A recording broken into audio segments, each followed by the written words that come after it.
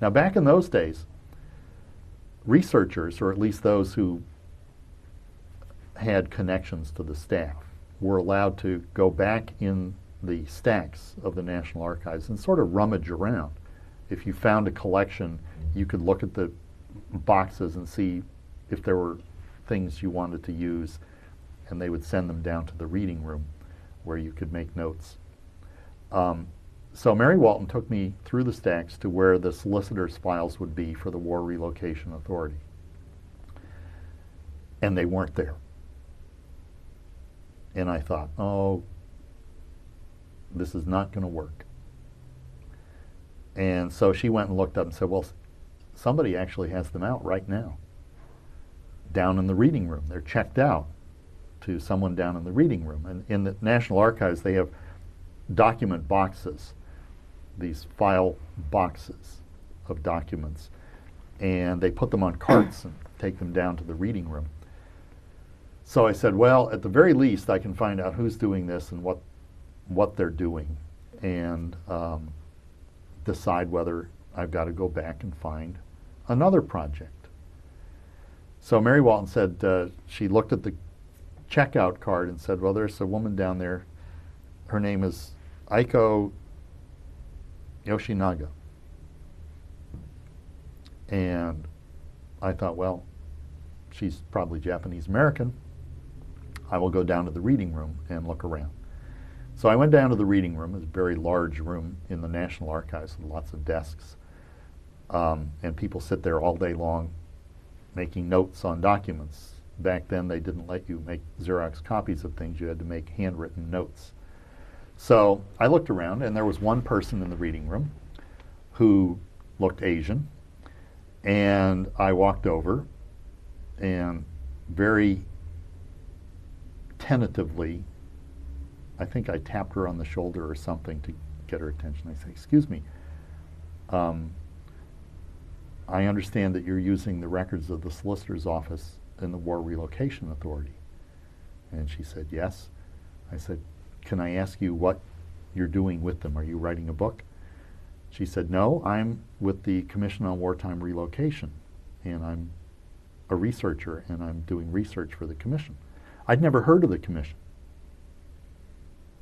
And in fact, I hadn't even decided until that very day to work on these cases and the internment. So I knew literally nothing. And my first thought was, well, probably whatever, there's going to be something written before I have a chance to do anything. But then Aiko said to me, what's your interest? And I said, well, I was thinking of writing a book about the internment cases, the legal issues. And she said, well, a lot of these legal documents from the solicitor's office, I don't even understand. Maybe you could help me. And I said, well, are you writing a book about this? She said, no, I'm not. And I said, well, I'll tell you what. And I don't recall every word of this conversation, but I remember sitting down with her, and we made an agreement that she told me what the commission was doing, that they were doing a report for Congress, and they were looking at all the documents in the federal government that they could find dealing with the internment, that they had access to all of these documents. Congress had given them that authority, and that they were conducting hearings around the country for people to testify about their experiences and every aspect of the internment. So Aiko and I made an agreement that I would work on the legal issues with a book in mind, that she would, and that I would look for other records outside the archives, particularly in the Department of Justice, and that whatever we found that was of interest to each other, we would trade. Now, this was a very informal deal. First of all, she wasn't supposed to open commission records to anyone outside, but at the same time, someone was offering to help her.